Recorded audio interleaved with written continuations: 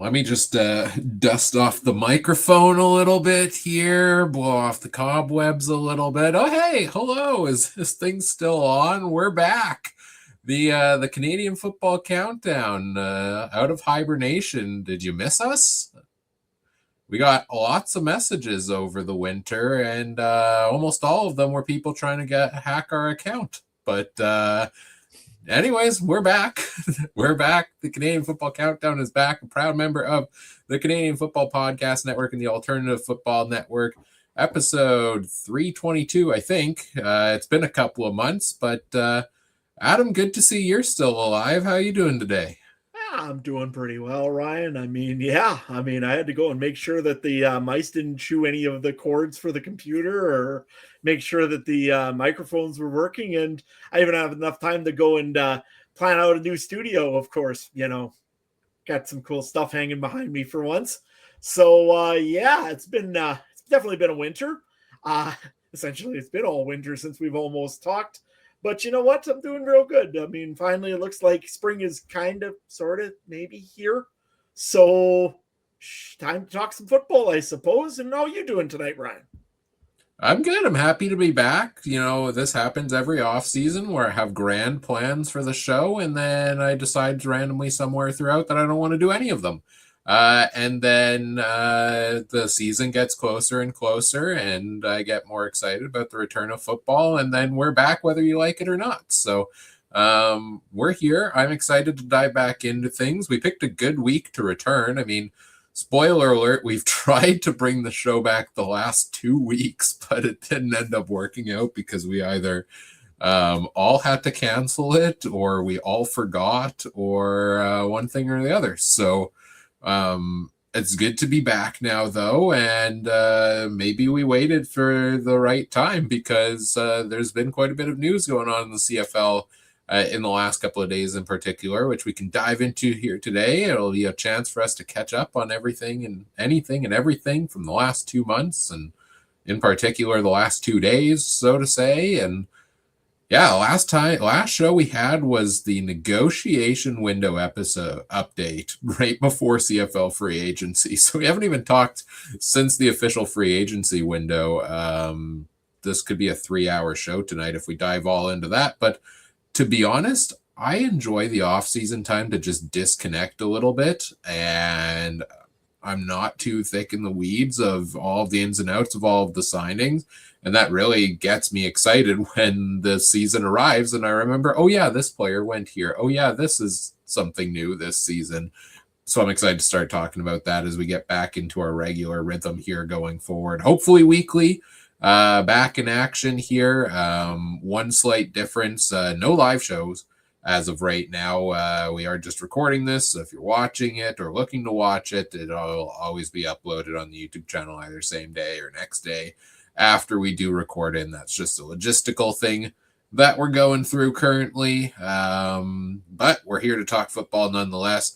And the Canadian Football Countdown is still brought to you by our presenting sponsor, Game Time TV. You can learn more at GameTimeTV.ca or Facebook.com/GameTimeTVMB.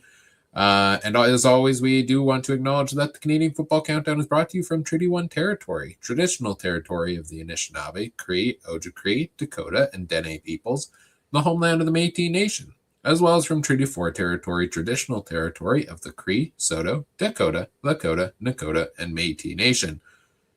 And if you're looking to chat with us in between episodes, there's the CFC Discord community to come hang out and chat with us throughout the off-season. Had a little bit of chatter going on in there, although it was pretty quiet over the last couple of months as well. And people have had lots to say on some of the CFL's news this week, and I'm sure that will only ramp up as we get closer to the season. We're also getting really close to CFL Fantasy season, and we do like to do our Discord league every single year, so if you would like to join us in our free Discord community, the link is in the episode description. It's free to join, and you better get in there soon if you want a shot to play in our annual fantasy league this year. Yeah. No, lots of things over on the Discord channel. It's going to be busier and busier as the season gets closer and closer. Of course, we're not that far away from training camp. It sure don't feel like it out there. But real excited to see some more guys over in the Discord channel. whether we're talking CFL, whether we're talking, again, lots of guys are going to start and maybe talk about NHL. Or if you just want to talk some random nonsense about Stuart Johnson, like I did earlier this morning, hey, it's all in the Discord channel. Go and check it out there for sure. Yeah, absolutely. Thank you for that, Adam. All right, well, as we get ready and excited for the 2026 CFL season, let's talk about the 2027 CFL season, because I think that's our most pressing topic of the day. CFL draft took place 2 days ago, but the CFL, the league office decided to kind of take the day by storm by unveiling some news on a new playoff format for the CFL starting in the 2027 season. It's a little bit convoluted, so this might take us a little bit time to explore the ins and outs of all of it. But the biggest headline amongst them, I think, is that starting in 2027, 8 of 9 CFL teams will effectively make the playoffs. Top 2 seeds from each division, and then 5 through 8 play in what they're calling the play-in rounds there. And so this adds an extra round to the playoffs, I believe, along the way. So an extra playoff week in there. The top 2 teams in each division play a division showdown game where I believe the winner moves on to the division finals. And the loser has to play the winner of the play-in game in their section to try to get back to the division finals. So quite a shift in the playoff format coming into effect in 2027. Of course, this also adding this extra week in here. I believe the CFL is talking about moving the schedule up alongside this as well. Is that correct, what I was hearing here? Week 1 opening in 2027, Victoria Day weekend, so mid-May, with the Grey Cup being played on November 7th and playoffs starting the 15th and 16th. So that's the earliest I've ever seen the playoffs definitely starting in the CFL over the last number of years. Adam, early reactions. How are you feeling about 2027 playoffs? Well, half of me is traditionalist. I mean, I obviously like it the way it was, but also, hey, I get it. They want to try to add some extra revenue into the pockets of the players and, of course, into the pockets of the owners. How do you do that? Well, everybody loves the playoffs. Everybody wants to see some more playoff football. Well, guess what? Add another round. Why not? The only thing I've got a concern about that part is, does a number 8 team really deserve a shot at going all the way? I mean, hey, last year, this would mean that the Edmonton Elks would have made the playoffs last year. And they were a dangerous team walking in to that last week. They were looking pretty good. I mean, I wouldn't want to be the number 5 team ending up playing the Edmonton Elks, I don't think, although I think they would have been the number 7 team likely, I think is how it would have worked. So they would have ended up playing, I guess, the number 6 team, whether it be from the East or the West. I'm not sure how that exactly works out. But anyways, I wouldn't want to play the Edmonton Elks. They look pretty dangerous. The only thing I don't like, and again, I know why they're doing it, I don't like the page playoff part. The 1-2, the 1-2 West, and then the 1-2 East going and playing each other. Again, it just seems like a little bit extra football. And I guess, again, you're trying to make revenue, so I see why they're trying to do it. But I don't really care for that. I think that you could probably just go 1-2 and just have an extra seed. But then I know why they're also not going to, that wouldn't work, because then the number 1 seed would be sitting for 2 weeks. And that's not good either. Letting a team kind of almost run, you see it 1 week is bad enough sometimes that the West Division guy that was able to host West Final sitting for 2 weeks. That would be terrible, because sometimes they really get rusty. So I see why they probably made him play that game. I'm wondering if TSN is going to go convince Vic to come back from doing curling page playoffs and allow him to do the CFL page playoffs. I mean, I would love to hear him say make the finals Saskatchewan 26, Winnipeg 10, just because it'd be funny. But no, honestly, you know what? Hey, if it gets the league more exposure, if it gets more looks because you're playing more playoff games and more people show up, that's what you're looking to do. I mean, at this point, if we're going to change all the other rules, which apparently we are, why not this one too? And let another two teams have a chance at the playoffs. And you know what? Who knows? Maybe I'd be cool to see an underdog story. The number 8 team goes all the way and ends up going to the Grey Cup. I mean, it adds a little bit more chaos. And hey, chaos is sometimes fun. I love chaos. You know, the more controlled chaos we put out into the world, the less room there is for uncontrolled chaos. Chaos is fun when it comes to football. So I'm all for it. There's a lot of angles we can dissect this from, and I think it makes sense to start with the 8 of 9 teams making the playoffs, because I think that's probably the most polarizing part of all of this. And any CFL announcement ends up with polarizing takes on both sides of it, and people in the middle that are probably the silent minority in that regard. And I can see why people are concerned about the 8 of 9 teams making the playoffs, you know, especially the external perspective of it, from trying to garner new fans into the league, you know, fans from other leagues to tune in. Like, really, 80 something percent of teams make the playoffs, and a team with, you know, 4 or 5 wins is probably going to make the playoffs. Yeah, I can see not loving that, and I don't particularly love that part of it either.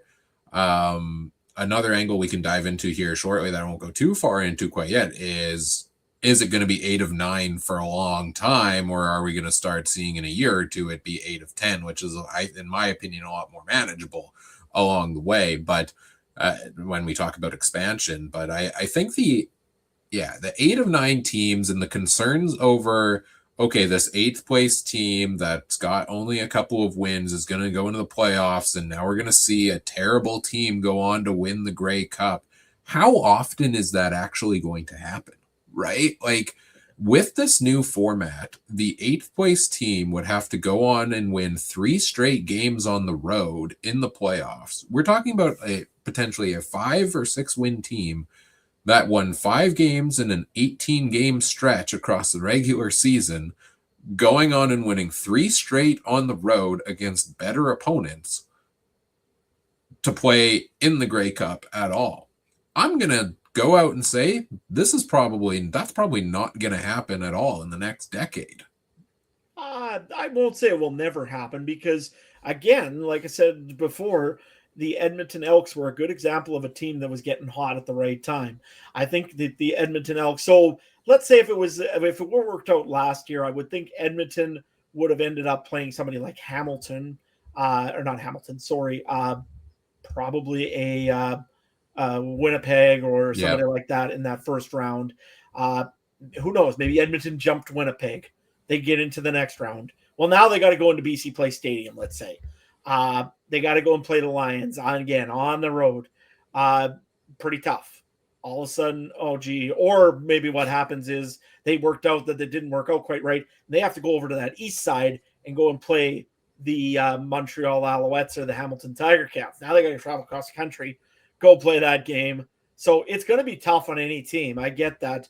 But again, the simple words of Harry and Lloyd in a certain good movie. So you're telling me there's a chance. And you know what? Fans love having the chance. I'm sure Edmonton fans would just like to be in the dance. They don't care how they're going to be in the dance. They just want to be in it. And you know what? It makes more eyeballs hit the league because of that. 8 and 9 teams. I mean, your team is likely in the playoffs. I mean, unless your team wins only 1 game, maybe in the whole season, you're probably in the playoffs. So I like that part. And don't forget the other thing. And again, this is with another angle of this. The CFL has a negotiation that's going on right now with a certain television provider. I don't know, maybe multiple television providers. And also they are talking about a streaming service being interested. I heard that little tidbit there. So you know what? You got more playoffs. That makes a more attractive product for TV. So even if the team only has 4 wins, they're not going to be playing a team with 15 wins in the first round, right? They're going to probably play an 8 to 10 win team in that first round, and it's still going to be a competitive game. By then, you could probably have anybody winning at any time. When they get into the second, third round, it'd be pretty tough. But hey, anything can happen. I like that they get the opportunity at least first.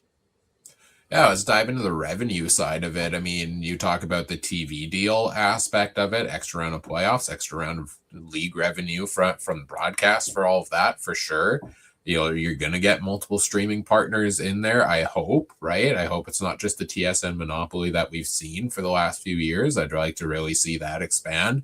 Hopefully it ends up being an actual defined streaming partner and not the CFL trying to do it themselves, because, well, the website crashed during the draft again this week. So they don't have the infrastructure in place, despite them talking about, you know, rolling out new technology and new website and stuff like that. That's still not in place.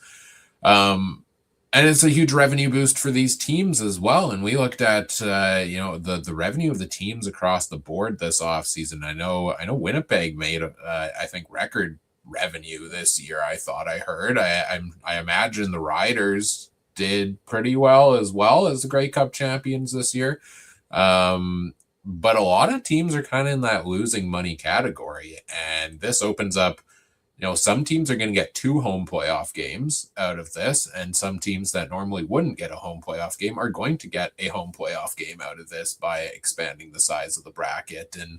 And that is going to be better for the league in the long run, right? Like, we talk about, oh yeah, does the regular season matter now? What's the point and stuff like that? For the long-term stability and growth of the league, they need revenue so they can take on more initiatives to help grow the league even further. And I think this might just be a short-term. I should clarify, I don't think this is a short-term thing. I think this is the long-term future of the CFL format here. But it's a short-term measure that they're going to build upon in the years to come. And if it gets into that expansion angle as well, you know, opens up more and more for the league. So I think, you know, people are going to hate it. I think this is a positive. I'm willing to try it. It's chaotic fun for me.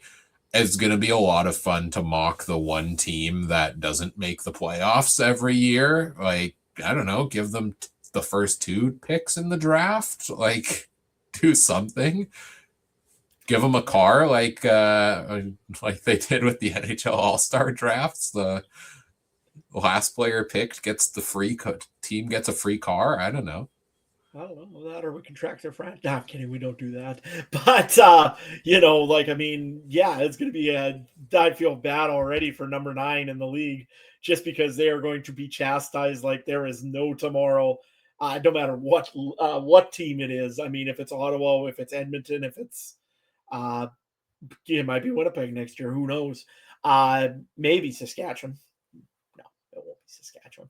But nevertheless, you know what? Hey, it's extra revenue for the league. The league needs revenue, no matter what you say.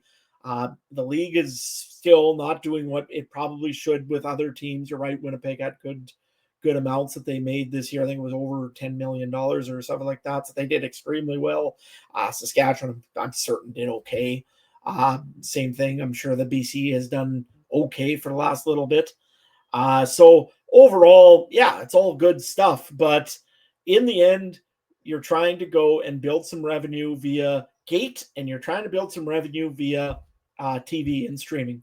Please, please, please don't go and say, well, we're going to stick with TSN, but now we're going to have Crave as our streaming partner, which is just Bell Media anyways. So I just hope that they don't do that. But I kind of predict that's probably what's happening. But nevertheless, we'll see. And who knows? Maybe Stuart Johnson's really got an ace up his sleeve and signed a huge exclusive deal with Netflix. I'll believe it when I see it. Yeah, I'll believe it when I see it too. But you know what? Honestly, in closing, the playoffs, I like. It's something new. It's something exciting. And like I said, everybody gets a chance. And you know what? That's what you get. That's the only thing you can ask for is a chance. How do you feel about the impact on the regular season? Because that's the other angle of the 8 teams making the playoffs. Is I've heard and read a lot of commentary from people of, well, great, you just made the entire regular season useless, basically, now, because 8 of 9 teams make the playoffs. And I see that argument as well. I mean, looking at where the bottom-seeded teams have finished the last couple of years, like, you're going to have some teams with 6 wins come July that are like, hey, sweet, we made the playoffs, you know? Are you going to start resting people 4 or 5 months early? Probably not along the way. Of course, that would be an absolute extreme. So I do get that side of it, that the regular season is going to feel less meaningful, I think, at least in the first season, until we see the impact of the playoff format and where teams finish in those seeds, because there is still a lot of jockeying there. I think the biggest thing that I like here is that the first place team gets 2 shots essentially at making it to the Grey Cup, right? You lose. How does that work exactly? Correct me if I'm wrong here, Adam. So the first 2 teams play each other. Let's say first place team in the division loses. They go on to play the play-in game winner for a chance to then go back to the division final and play the team they just lost to at the beginning. Is that right? So we're really going to, in a lot of cases, see the top 2 teams in the division play each other twice in the playoffs unless a play-in round upset comes through. Yep, that's what essentially it's going to be. So let's put it this way. Last year, I think 1-2 was Saskatchewan, BC. I think it was 1-2 so, in the West. Yeah. Okay, so Saskatchewan, BC would play. Saskatchewan wins. They would move on to the Grey Cup, or whatever, the champion or the final, whatever it's going to be called now, the playoff final. The loser will host the game between the 5 and 8 team, or between the 6-7 team, however works there. So then they would go and play each other. They would end up playing one another. Whoever wins that game. So again, this argument about the regular season meaning nothing. Well, hey, my team can host 2 playoff games. Guess what? I'm going to be motivated pretty hard to get into that 1-2 spot, because I really want to go and make sure my team is well taken care of. At the minimum, I want to at least host a playoff game. Contrary to Trey's belief that home field doesn't matter, I believe it does. So, you know what? I at least want to host one game. So I'm going to do whatever I can to make sure that if I'm in that 6-7 spot or 5-8 spot, that I do whatever I can to make sure at least I'm going to be in the top spot on that side, so that I can get 1 home game at least. But you have the opportunity to have 2 home games in playoffs. You can go and watch a Rockin' Investors Group field. Sorry, Princess Auto Field. Got to get the names right. Princess Auto Stadium. Yep, the Princess Auto Stadium. Okay, fine. Anyways, you can have a rockin' crowd in Winnipeg twice. You tell me that's not home field advantage? I mean, or a Rockin' Mosaic Stadium twice.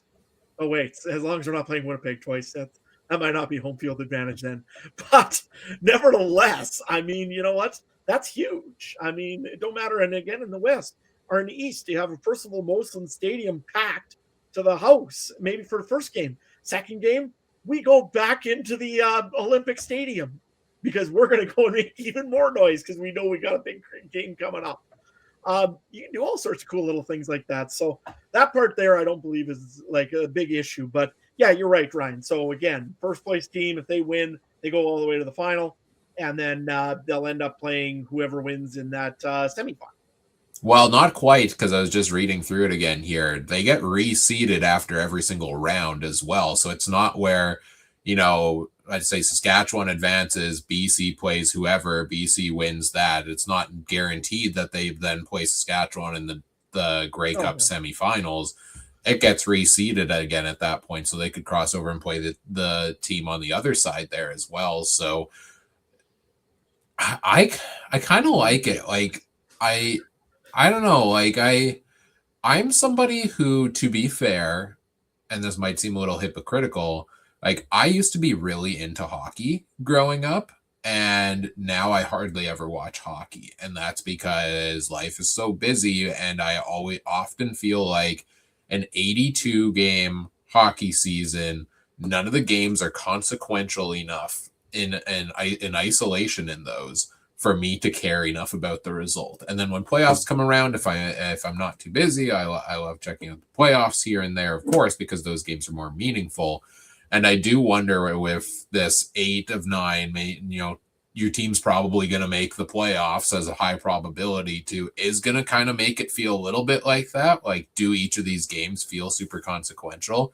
I think it's going to feel like that originally, but then as we get into years and years and start seeing the patterns of this new format of like, oh yeah, okay, the 8th place team really hasn't even advanced past the first round once in the last 5 years, where we're going to start more and more seeing, okay, there is actually still that importance of jockeying for that position along the way. So I also think I like this more where it almost makes it more difficult for teams to make it to the Grey Cup as well, where, the division winners up until now have had to win a single football game in order to make in the playoffs, in order to make it to the Grey Cup. And simultaneously, they've only had to lose one game for their entire regular season to be meaningless in the other regard. Like, go to that, was it the Argos in 23, the 16-2 or 15-3 season, and then they collapsed, made a mess in the bed on the in the division finals, and then that whole season was for naught. Here, in this case, they would get a second chance, and I think this might actually, even though more sub 500 teams are going to make the playoffs, this might diminish the number of times we see a team hovering around 500 be the team that goes off to win the Grey Cup, because now they're going to, sure, they win one round, but then they reseed and then they'll have to play the highest seed in the next round. And so they're taking the example we've seen of the last, decade or so, at least I would say, where the East Division ends up being often weaker than the West Division. And we've had some years where it's okay, these top 3 teams in the West are really strong, and they're going to face a potentially 9-9, 10-8 team coming out of the East. That's not going to happen necessarily anymore with the seeding. It'll still happen here and there, but I think we're going to see more often now the top teams probably end up making it to the very end here. I don't know how often we're going to see a team that's in 7th or 8th place make a run deep into the playoffs. There's going to be some upsets in there for sure. There's always upsets that happen in football. It's a very unpredictable sport. But are they going to run the table? I don't know. And if they do start to run the table, it's going to happen infrequently enough that, I'm going to root for it. Like, that's going to be such a fun storyline to watch. If you have a team that started the season slow, made a coaching change halfway through the year, now they're picking up steam late. Now they're going on a run. Oh, they knocked off one team. Oh, they knocked off a big division leader. Okay, now they're making their way, and maybe they fall short. Go back to, we still talk about the 2011 BC Lions and their 0-6 start to the season and how they came back to win the Grey Cup. People love underdog stories, and I, in particular, love underdog stories. And I'm going to root so hard for the 8th place team when they make the playoffs in 2027 and see how far they could go. Yeah, I'm the same way. I mean, I love watching an underdog win a game, but you're right. This makes it a lot tougher for teams to win a Grey Cup. I mean, you're right. The first place team, no matter who you are, what you got to do, you got to win 3 games to win a Grey Cup. No matter how you do it. You can't do it without doing that. If you're the 8th place team or the 7th or those 5 through 8, you got to win 3 games in the regular and to even get into the Grey Cup. So you got to win 4 games to make the Grey Cup. Pretty tough. But you know what? It's not as easy now, even for those West Division teams. Again, those teams that maybe pull their foot off the throttle halfway, 3/4 of the way through the season, they won't want to do that anymore, because guess what? You got to play 2 tough games to even get into the Grey Cup, no matter what. So, you know what? I like it. I think it works really good. So you know what? It's going to feel weird. It's going to feel strange, and it's different. And I know that there's going to be the loyalists that say, this is garbage. Stuart Johnson is destroying the league. What is he doing? I don't know. And you know what? Honestly, he's trying something different. Give him a chance on this one. I think actually there'll be a lot of likes, I think, in this playoff format. I'm very excited to see how it plays out, for sure. Absolutely. Yeah, I can't wait. I'm sad we have to wait another year to see how it plays out, but excited to see what this year brings as well. Moving on to our next topic here, half an hour in. I think that was the biggest one we wanted to focus on today. News. Let's move back to changes coming in 2026 now, and I'm not talking about the rule changes that are starting to phase in 2026. This is a podcast that is heavily focused during the regular season on CFL fantasy content, and CFL Fantasy is getting a bit of an overhaul this year as well, Adam, with sigh of relief. Thank goodness they did go and confirm the weekly fantasy is still coming back. Their initial announcement had me a little bit scared because you know how much I love the Game Zone weekly fantasy, and that's what a lot of our content has been tailored around. So I got a little panicky when I saw this, but as Stuart Johnson promised, the CFL is bringing season-long fantasy into their official fantasy game suite of options, so to say, here, and they've come up with an interesting way of doing it. They've shared a few tidbits so far of what it's going to look like. It's not open to actually go and see what you can all do in there yet, but overall, your thoughts on season-long CFL fantasy now being an option for more people who aren't crazy enough to automatically program waivers into the Google spreadsheet we've been using. Oh, come on. I know you're going to miss that so much. I am so happy to not have to manually update the scores anymore. Yeah, and me and Trey just sit there. What is it, Ryan? What is it? We want to know. Did we win? Did we win?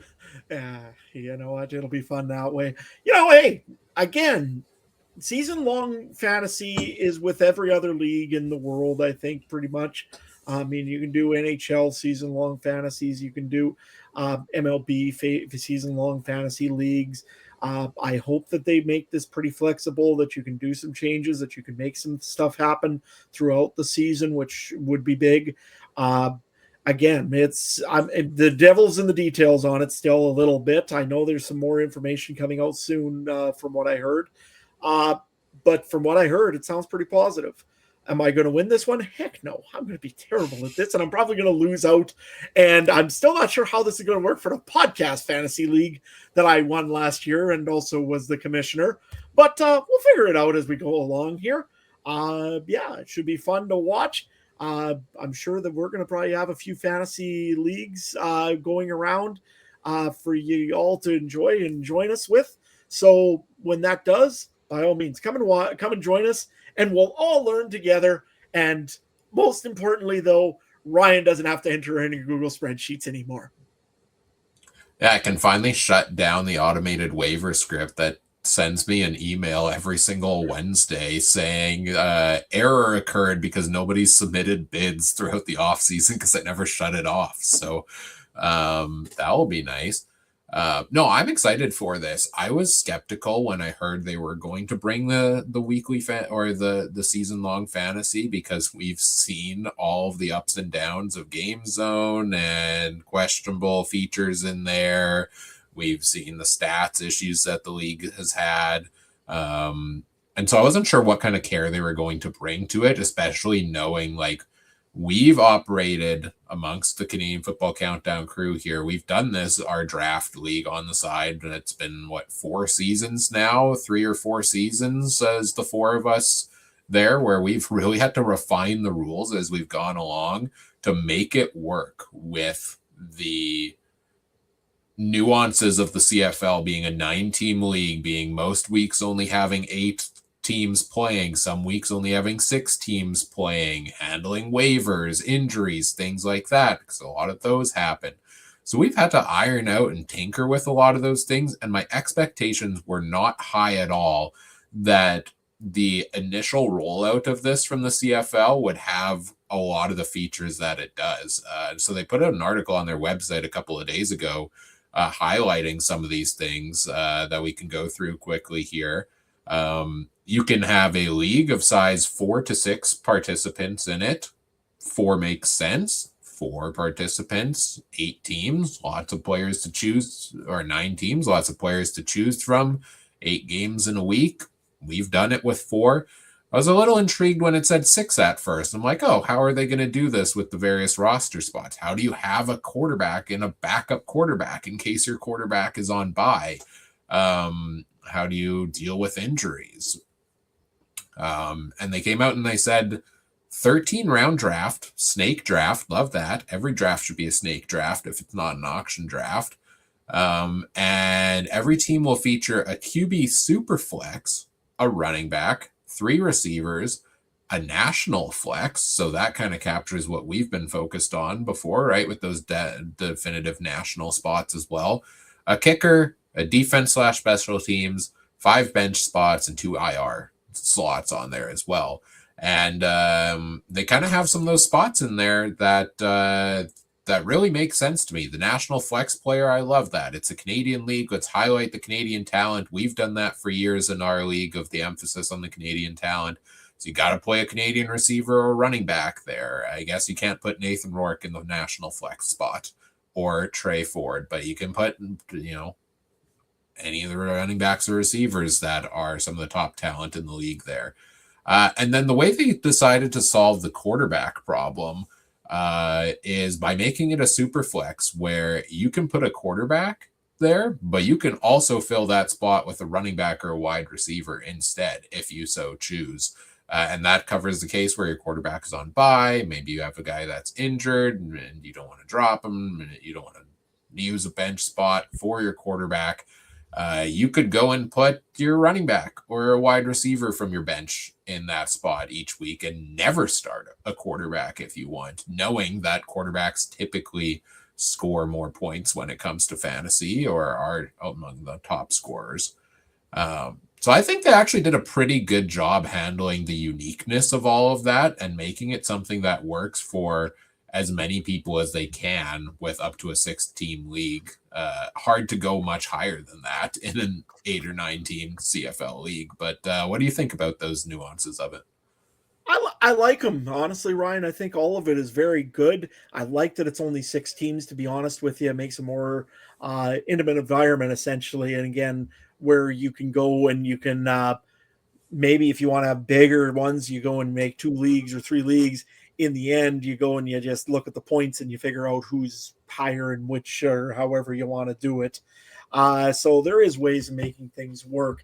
The only thing I've got a concern, and again, this is more maybe now, because I don't know if we're still dealing with Genius Sports, is the stats. Are the stats going to be correct? Are they going to be able to make sure that it's right every time? Because last year we had so many times where I think this guy won, but let's wait till Wednesday to make sure that everything's right. You know what? If the CFL has that, it's not going to work very well for very long, and people are just going to turn off of it right away. If they can figure that part out and they don't have issues and little glitches, and they've got it very clean and they've got this refined, I can see this being very successful for the CFL. And you know what? Eventually, you might just be able to make a little bit of money on it from doing some little bit of betting on fantasy. But that's coming down the road. That's not going to be the first year, obviously. But I like it. I like what everything they've said so far has been good. I like the number of players. I like the number of bench spots. I like a lot of things that the Canadian Football League made in this thing. But I want to make sure that the devil's in the details and make sure that they're going to get the details right, like the proper points and the proper stats. If they can do that, I'm pretty happy. I mean, to be fair, for the last 4 years, you've just relied on me manually calculating the point totals that late at night when I'm tired and just trusted that I got it right. So I don't know if that's a higher or lower percentage chance of Genius Sports algorithms getting it right, but I do often share those concerns. But hey, that's all automated in there. Hopefully that's more improved this year as well. I think that at times they did get a lot of the stats stuff right actually last year. It just took some time in order to figure it out. The other thing I like is that they have waivers in place. They have trades built into this throughout the season as well. A little disappointed that they don't have the waiver wire, the budget waiver wires, or the fab, as it's commonly called. Where it is just standings based. Everybody, you have that waiver claim period. Everybody puts in their bids, and it goes from bottom of the standings to the top in order to decide it. And then after Wednesday, it's free for all basically for the remainder of the week there. in terms of waivers. I prefer the bidding style because I think it's fun, but I think this is probably the simpler version of it, and I don't hate that they're starting simple but still covering an array of features here. That's my overall takeaway from this, is that this is a really good starting point that hopefully they continue to build on for their fantasy game offering with more customizability going forward. But this is far more in the initial version of it than I would have ever expected them to have. So I'm excited. Yeah, I mean, I am too. I want to see what this is. I mean, anytime there's more fantasy, it means more things for us to talk about, and you get to listen to our fine voices a little bit more. So, hey, I'm happy. Let's see what this is, and let's do a fantasy draft here one of these days, I suppose. Yeah, for sure. The one thing I am, when you're talking about the stats and being concerned about the stats being right, the one thing I think I'm most concerned maybe is if there's injury slots, how accurate they're going to be with marking injuries and what the restrictions are going to be around that. Because we've seen tons of times in the Game Zone Fantasy over the last couple of years where there's guys marked as injured that are out there playing on the field, or there's guys that are clearly out of the lineup and they're not marked as injured on the list. So that's going to have to be more fine-tuned or be a little bit more flexible in order to make that properly work. So I hope that does work properly. But I'm excited. Can't wait for this to be out there. We're definitely going to do the CFC Draft League this year once again, and we will be using this and seeing what this all has to offer for this season. So look forward to that episode sometime in the next month or so, likely as well, and CFL Fantasy content all season long, because not only will we have thoughts for who to pick up off your waiver wire, trade thoughts, things like that. We'll also have weekly fantasy coverage like we have for the last couple of years for the weekly game offering as well. Don't have a definitive format for that yet, but stay tuned for more info on that. What else did you want to chat about today, Adam? Well, you know what? There was one major signing that I think that there's a certain team in the West that's very happy about. And I think there's a certain release that I think a certain team in the West realized needed to happen. So which way do you want to go first, Ryan? You want to talk about the good news, or you want to talk about some pretty bad news in the CFL? Let's get the bad news out of the way first, and then get into the good news. So there was a certain document that came out that announced that Ajou Ajou of the Saskatchewan Roughriders, wide receiver, was going to be suspended. I believe it was for 9 games, I believe, or it was a very long suspension, essentially, for all of a sudden a sexual assault charge. It's 7 permanent. What's that? Sorry? 6 games. 6 games? Okay. Yeah. And then had to do a bunch of training and, again, counseling and everything else to be allowed back into the league. And it had to be on the discretion of the commissioner. So you knew he did something pretty bad. Nevertheless, an incident just during the Grey Cup parade. Again, if you're doing something silly, it is what it is. But what also happened then immediately after this came out, the Saskatchewan Roughriders announced just about probably 5 minutes after the announcement from the Canadian Football League that Ajou Ajou was no longer with his team. So my opinion on this, again, being a Riders fan, good. Congratulations. You did the right thing. Look, he's a good player. No doubt about it. But you know what? Your integrity is worth something in this league, and it's worth something in this province, especially because you are this province, essentially. Very good job by Craig Reynolds, by Jeremy O'Day, by Corey Mason, the rest of the Saskatchewan Roughriders head brass to decide that, hey, we cannot accept this in our room. Do I think that a certain other team probably should have done the same thing? Yeah, sort of. But again, that's just bringing up old things. That's done. It's in the past. They did what they decided was right for their team. Saskatchewan did what was right for their team. And I think they also did what was right for their fan base and this province. So very good on the Saskatchewan Roughriders for what they did. It's a tough job, I know. But you know what? If there's one thing the Roughriders had a lot of, with national wide receivers. And I'll tell you right now, the Rough Riders are going to have to run on Duncan Busby quite a bit this year. So that's going to be his replacement, essentially. So next man up, do what you got to do. And hey, I kind of liked what the Riders did there. I'm so happy that the Riders just did that right away and didn't leave it up to, dragging it out longer than it needed to be to do the right decision. And I understand, I think I had read that, the investigation had started much earlier and they had cooperated with the league and were waiting for more details on the investigation. And then as soon as the news came out, it was like, hey, boom, you're gone type of thing, right? And, just terrible behavior from Ajou and the suspension and the termination of his contract for that behavior was justified in my opinion. And it's sad to see that a man that had a lot of talent and was set to be a real good member of this team going forward, that the team and the fans were rallying around, goes and does something unacceptable like this. And no amount of talent, in my opinion, is worth behavior like that. So I am very excited to see that the Saskatchewan Roughriders subsequently released him immediately. And like you said, next man up, somebody's got to step up. At least this is a team that has no shortage of depth at wide receiver. And I think we probably won't even be talking halfway through the season about what they are really missing there, because somebody else is going to step up. Yeah, exactly. And I mean, there ain't much else to say on it. If it's true what was said about it, it's not a good situation. And kudos to the Riders for doing the right thing.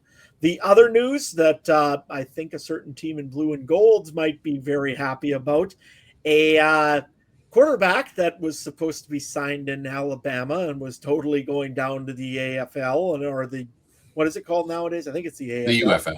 UFL. Was going to go to the UFL and totally was going to go play there. He just had to get some passport stuff worked out and some visa stuff worked out. He's totally going down there, though, is now signed with the Winnipeg Blue Bombers. So Taylor Elgersma, Elgersma. You got it right the first time, yeah. Elgersma? Yeah. Okay, perfect. Very highly touted Canadian quarterback prospect. I think he comes out of Laurier's school. So, yeah, a very highly touted prospect. He is going to be a Winnipeg Blue Bomber. Winnipeg, I think you could hear the cheering from here when he was announced that he was signing. I think the second cheer that went up from probably Ryan and maybe a couple others was when they heard that Chris Streveler was retiring from the Canadian Football League. I mean, I don't know what I'm possibly going to do when I don't have that to use as fodder to annoy Trey and Ryan with. But nevertheless, here's my question, though, for you, Ryan. It's year one with a backup quarterback that's a highly touted prospect. What do you want to see out of the quarterback, and what will we see out of Taylor Elgersma going into 2026? Yeah, I don't know how much we're going to see from him this year. I mean, obviously, I would love to just give him the reins because I think he can be the QB of the future. And everybody knows how I feel about the QB of the present, of the Winnipeg Blue Bombers. Zach Collaros, definitely Hall of Fame career for him. He's done a lot of great things. I think the last couple of years he's trended downwards, and I've been pretty vocal about not being pleased watching the kind of play we've seen from Collaros over the last couple of years. And I think time has just kind of passed him by, and he's continuing to try to hold on to it. And they kind of need him to. Like, I wouldn't want Elgersma to come in here and just start probably right away, gain some experience. Zach has had a heck of a career. He's got a lot of experience that Elgersma can learn behind here. And so I see it as, Zach Collaros, as long as he stays healthy this year, is going to be the starter. I believe Terry Wilson is still somewhere in the mix here, who they've kind of strung along for the last few years of, is he going to get playing time or not? And he was kind of stuck behind Chris Streveler. Chris Streveler is now out, so I see Terry Wilson getting some time in there as well. So I don't know how much we're going to see from Elgersma this year. necessarily. I think it's going to be more of the status quo for Winnipeg. I am more excited for the long term. Like, give me 2027, the new playoff format I'm excited about, and Taylor Elgersma starting quarterback of the Bombers once Zach Collaros retires and maybe moves into an offensive coordinator or quarterbacks coach role with the team there, as well as my long-term vision for the team. And I hope he gets the growth that he needs there. And not only talking about Elgersma, but we're looking at a very interesting potential future quarterback room for the Winnipeg Blue Bombers, because there's also been talks lately that the team is heavily or is trying to pursue Diego Pavia, who was a finalist for the Heisman Trophy this year, and then due to his off-field antics, went undrafted in the NFL draft recently. And he did just sign a 3-year deal with the Baltimore Ravens, I want to say it is, an invitation to rookie camp and then signed to a 3-year deal. So it sounds like he went undrafted. He got a deal in the NFL. How long is that going to last if the guy is undrafted? I don't know. And it sounds like Winnipeg might have his CFL rights here and be trying to convince him to come up north. So there's got to be talent there if you're a Heisman finalist for sure. Young guy there as well, and I think that would be a very interesting QB room to take a look at Elgersma and him as the future of the Bombers' potential quarterback core. Once Zach Collaros moves on and hangs up the cleats. Yeah, I think you're right. I mean, I think that, like I said, I wouldn't want to see Taylor being out there pretty much at all this season. To be honest, he should be the third string quarterback as far as I'm concerned, which means that Terry Wilson would be probably, I think Terry Wilson's still with the Bombers. I hope. Anyways, I would hope that he would be the guy that if Zach Collaros or something happens to him, he goes in first.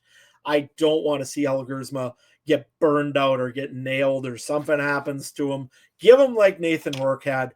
Give him the year. Give him a 2-year window to learn this league. Yes, he played with Laurier. He should know this league pretty well. But I think if you give him that extra little bit of time, he's going to develop into a star. And the Bombers, again, will have a quarterback for many years to come that they'll love. But they got to give him the time. You can't do what happened to Trey Ford. You can't have that situation in Winnipeg where Trey Ford had to go in and kind of in a bad situation and just try to do something with anything. And, just use your legs. You're a fine kid. And guess what? Now all he does is use his legs. And that's all Trey Ford really has. And it didn't work for him. Now all of a sudden he's a one-dimensional quarterback and he's on a new team because of it. And now has to try to earn his way back into the league. So I think that if Winnipeg does this right, they really do have a good opportunity to develop a star. But hey, let's see what goes down. I think it's a good opportunity, though. He's in a good spot, especially if Zach Collaros can just make it this season without really having anything serious go wrong. Yeah, and we talk about Elgersma being Canadian. You've got Nathan Rourke. Trey Ford is behind Bo Levi Mitchell. How many years does he have left before Ford can really turn things around and develop? Does he get the starting reins there? You convince Curtis Rourke maybe to come up north. That's a dream. We could somewhat realistically, I feel like, in the next couple of years be at 4 starting quarterbacks in the CFL being Canadian. And who would have seen that coming when throw it back to when, all we had was Brandon Bridge as the sole representative of Canadian quarterbacks in the CFL a little bit ago. And lots of development there, which has been great to see. Sticking with the quarterbacks, some interesting quarterback news today that the PJ Walker era in Calgary is now over after 1 and a bit short seasons there. I know he did suffer a pretty bad injury late in the season last year. Walker did, and he's decided to retire, hang up the cleats, and that leaves a bit of a hole for the Stampeders at quarterback. You got VA, Vernon Adams Jr. as the definitive starter, of course, and very thin room behind them with Josh Love and Quincy Vaughn, who kind of were fighting in that 3rd and 4th string spot over the last couple of years there for the team. How concerned are you about the depth at quarterback for Calgary here? A little bit. I mean, obviously, I was sitting down and I took the news very seriously that PJ Walker retired, and I don't know what we're gonna do in the new era without PJ Walker around. But no, honestly, you know what? Uh, Calgary's depth is a little bit weak. I mean, it was last year, I think, when we seen that when Vernon Adams went down and then Walker went down. I think it was right afterwards, and the Calgary was in trouble. So, and I don't think they did anything really much to really improve that. So, they need some help. I mean, obviously, there's a lot of American quarterbacks out there. So they do have some spots open. I mean, obviously, it's going to be a training camp thing. So let's see what they can get. I mean, you may as well start developing somebody. And Calgary used to be pretty good at developing some pretty good quarterbacks, if I'm not mistaken. See Henry Burris and a certain quarterback that now plays for Hamilton as pretty good examples of Calgary developed quarterbacks. And some other guy named Doug Flutie. I never heard of him before, though. So, but you know what? Honestly, like I said, Calgary is one of those teams that can develop quarterbacks. They just need to do it finally. And it should be, you'd think it would be very easy to find a quarterback in Calgary because, I mean, isn't their old coach and general manager a old quarterback? Yeah, strap on the pads, Dickinson. You're up. Yeah. I mean, that's what you got to look at. And I mean, obviously that would be scary as all heck. And it would be like asking Buck Pierce to go in BC. And I don't think we want to see either one of them to go get in there in a game because, boy, that would be, I don't think there's enough insurance in the CFL for them to play anymore. But yeah, they know quarterbacks. Hey, like, I mean, they got to be able to find that next backup and next guy behind VA. You never know when all of a sudden one snap and that guy's in. So they got to do what they got to do. But I mean, hopefully they get their opportunities. So. Other big thing happening this week was the CFL draft. I know I wasn't as tuned in as I have been in years past because I was still thawing from the long winter here. But anything you want to talk about from the CFL draft, Adam? There's nothing exciting that I really can tell you about it. I mean, I checked out the players that were drafted. I mean, there's some big players that are coming in. And I mean, by that, literally, there's some guy that the Rough Riders drafted that I think was 6'8", 320. I mean, I don't want to line up against that. I don't want to see that even in my back alley anytime because, boy, that's big. Probably the guy's a teddy bear, too. But anyways, you know what? The only real big thing that I could tell you that there was finally a trade during the CFL draft. Winnipeg decided that they really wanted a new tight end. So they picked up a tight end. That's a pretty big guy as well.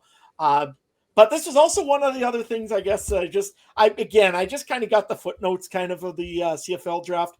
But one interesting fact that usually isn't the case, in the first two rounds, it was mostly U Sport players being drafted this year and not NCAA. Both 10 years ago, it was 8-2. I think it was 8-1 or whatever it was for draft picks for the first round was NCAA. This year, 8-1, it was U Sports. So testament to U Sports. Hey, you're doing something right. You're getting more CFL players made out of that. So cool. Just thought I'd throw that little stat out. Best of luck to those that are going into training camps. I know that Winnipeg did a bunch of signings of their players today. Some of the guys that were just drafted, which is cool. That's what you want to see. I know Saskatchewan, I think, signed one or two of them, I think, so far that I've caught. Dropped a few players in Ottawa I seen today, just veterans, which was kind of strange, seeing Darius Blaydick on the list. That was surprising, yeah. Yeah. I mean, I thought he was a pretty good offensive lineman when he's in Saskatchewan, but hey, I guess. Was he in Toronto with Dinwiddie before? And so, because Ryan Dinwiddie's now coach and general manager over in Ottawa, and Ryan Dinwiddie has made his feelings of his offensive lines very vocal in the last couple of years. So, yeah, no, he has. And I mean, that's one big thing to remember. So I could see that maybe being an issue. So like I said, that'll be interesting to see what happened there. And also, again, you got to remember Bladek did leave Toronto, went to Ottawa, and now, and then when he's a good head coach there. So could be something with that too. Be interesting to see where he comes. I mean, there's some team, and let's face it, there's always a team that wants a Canadian offensive lineman. Another one also in, I think it was Ottawa, Peter Godber, center, retired today. So that's another Canadian that's gone down the road. So. Yeah, absolutely. And it makes it even more apparent of why Ottawa drafted a offensive lineman, Giordano Vaccaro, first overall in the draft to go and replace at least one of those two. And I imagine we'll see him a little bit this year. The interesting note I had, you talked about the Bombers trade for to draft a tight end. I don't know if I've ever seen two tight ends drafted in the CFL in the first 10 picks. Rohan Jones by the Alouettes at 8, and then Dante Daniels by the Bombers at 10. You really don't see people using a tight end spot very much in the CFL. So that was a little bit surprising to me to see them trade up to get their guy, but they got the guy they wanted. So is that maybe because in 2027 there's a certain couple of rule changes and coaches are starting to figure out their strategies for that? Hey, you never know. You never know. Conspiracies everywhere. Get the tinfoil hat, Adam. Absolutely. All right. Well, I think that pretty much does it for today. Just taking a look at, how many weeks we have until the start of the season. We got about another month to go. I think season kicks off, first week of June still for this year. We're going to have our division preview shows. We're going to have our fantasy draft show coming up in the final weeks leading up to that. I think maybe next week we'll come back and, normally in the off season, we start a little bit earlier and we do our top 5 quarterback, running back, wide receiver, etc. rankings. We're a little bit behind. So maybe next week we just make it a full-on countdown show. Let's live up to the name and count down our top players at those positions across a few different ones, if we can line that up. So stay tuned. Follow us on all the socials in the meantime so that you get notified when we drop a new episode. The best way to do that would be to subscribe to the YouTube channel or your audio podcast feeds. You'll get notified when a new episode drops. But you can also find us on social media at CF Countdown Pod on X and Blue Sky, Facebook.com/CF Countdown Pod as well. Check out all the other great shows from around the Canadian Football Podcast Network at CF Pod Network on X, and also our friends at the Alternative Football Network at the official AFN on X or alternativefootballnetwork.com. I believe it's midway point of the UFL season right now, and I know the folks there, there's a lot of chatter around the UFL going on amongst those folks, so check that out. And with the Canadian Football Podcast, everybody's kind of getting back into the swing of things with the season approaching, so lots of content out there if you enjoy football. You can find me on X at CooperTrooper42. I don't post anything, but I'm there. Adam, how about you? What you got going on these days that people can check out? Well, I'm going to be posting a lot more stuff here about farming again because, everybody loves our farming section over on the Discord channel. Probably was the most popular one, to be honest with you, during the off season here. But hey, hopefully we talk a little bit more CFL soon. But no, you can follow me at Adam Stewart1 over on the X if you really like to, or you can go and follow me on Instagram. Probably that's more where I am. Farmer_in_Sask. I'm always posting something there about things going on. Right now, probably doing a little bit of farm stuff, probably talking a little bit of NHL. I mean, my team is on a 1-week bye week because we're just that good. Ryan's team, one day or another, maybe they'll win a series, although they're down 3-2 right now. Yeah, it's not looking great. Not looking great for the old Lightning. So, but hey, they got Corey Perry, so it's automatic. They're going to win the next 2 and probably go to the Cup final. But nevertheless, follow me there if you want to. If you don't, that's okay too. But hey, that's where you find me. See, we're at a disadvantage. The Lightning are at a disadvantage compared to your Avalanche because we actually had to play a team that won 20 or more games in regulation during the regular season. You know what? The Kings, honestly, we all knew they were just getting an 8-day reprieve until they were eliminated. So it is what it is. it sucks for them. But you know what? Next round we have either, well, the Anaheim Ducks, possibly, if you look at the score right now, or the Minnesota Wild. I don't like the Wild. Wild are scary. If the Lightning are out, I'm rooting for Buffalo. Buffalo I am too, is honestly. so I want funny. Buffalo to win so bad.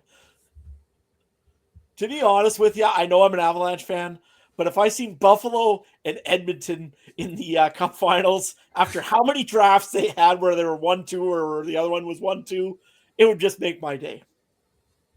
It would be so funny if Edmonton made the finals again and lost to Buffalo, who finally made the playoffs.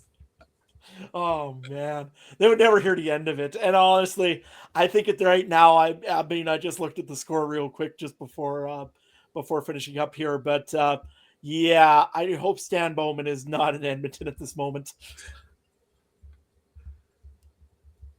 Always fun when it comes to playoff time. Maybe they should change the play. I mean, they should change the playoff format. I don't like the current playoff format in the NHL where you play the same teams every single year in a 32 team league. And I mean, it's half the teams. I mean, that's too many teams in the league. Makes the regular season not even matter. Yeah. Isn't that the arguments? I mean, should have a playoff or something. I don't know. They should do top 31 of 32 make the playoffs.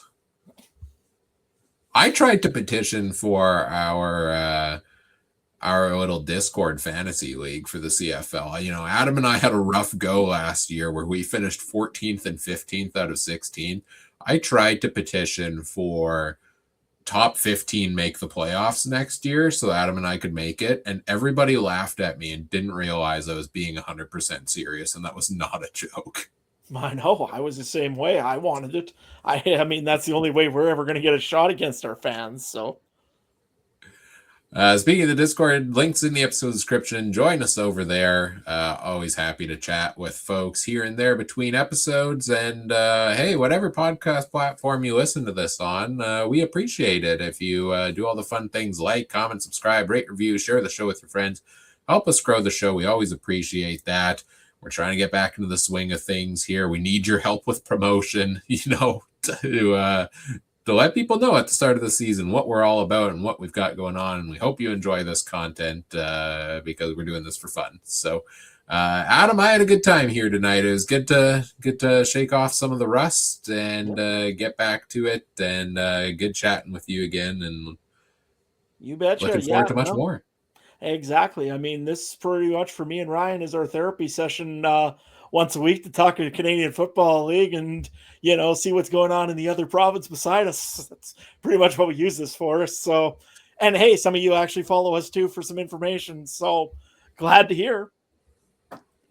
Absolutely. Well, until next time, thank you everybody for listening. Take care. Have a good one. Bye.